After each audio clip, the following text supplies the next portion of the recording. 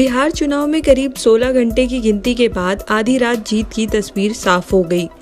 नीतीश कुमार की नैया पार हो ही गई और 125 सीटों के साथ बिहार में एक बार फिर एनडीए की सरकार बनी।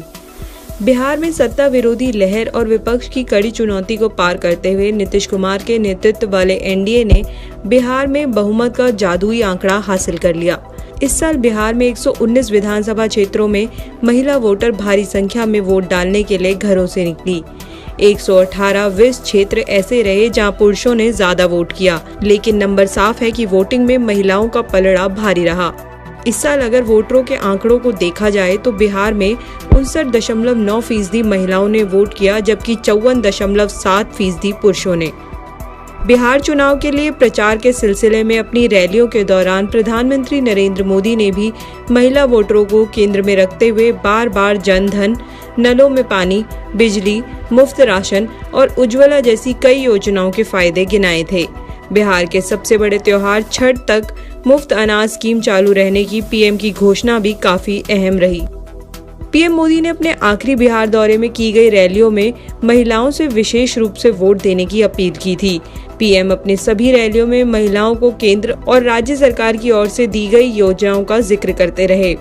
पीएम ने छठ पूजा का जिक्र करते हुए कहा था कि बिहार की मां पूजा की तैयारी करे और उनका दिल्ली में बैठा बेटा उनकी सारी चिंताएं दूर कर देगा। पीएम मोदी की इन्हीं अपीलों को देखकर एनडीए के नेता लगातार कह रहे थे कि वे जीतेंगे, जो कि अब साफ हो गया है।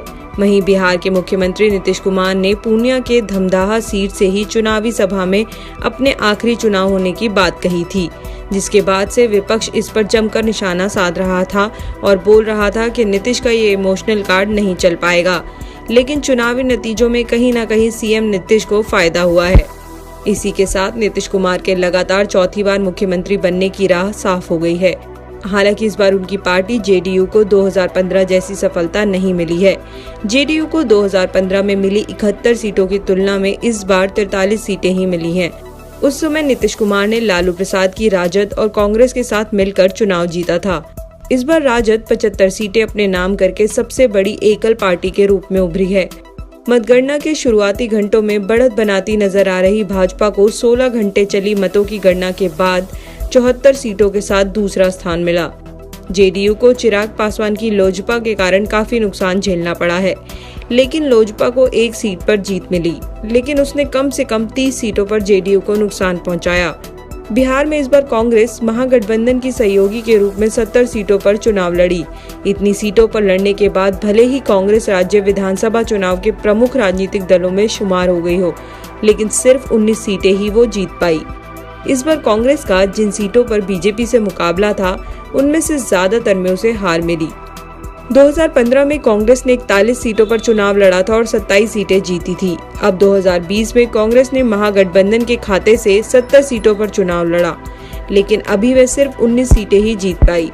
ऐसे में माना जा रहा है कि अगर कांग्रेस पिछली बार की तरह 41 सीटों पर ही चुनाव लड़ती और बाकी सीटें राजद के लिए छोड़ती, तो नतीजा कुछ और ही हो सकता था। एनडीए से अलग होकर अकेले चुनाव मैदान में उतरी चिराग की लोजपा एक सीट ही जीत पाई है और इस तरह वह सियासी परिदृश्य से बाहर हो गई है। कुल 135 सीटों पर पार्टी ने उम्मीदवार उतारे थे, मगर बिहार में चिराग रोशन नहीं हो सका। ठीक इसी तरह बिहार चुनाव से पहले खुद को विज्ञापन के जरिए राज्य का अगला मुख्यमंत्री बताने वाली पुष्पम प्रिया की दोनों सीटों पर बुरी हार हुई है। 20वीं विधानसभा सीट और बांकीपुर सीट से उन्हें करारी हार का सामना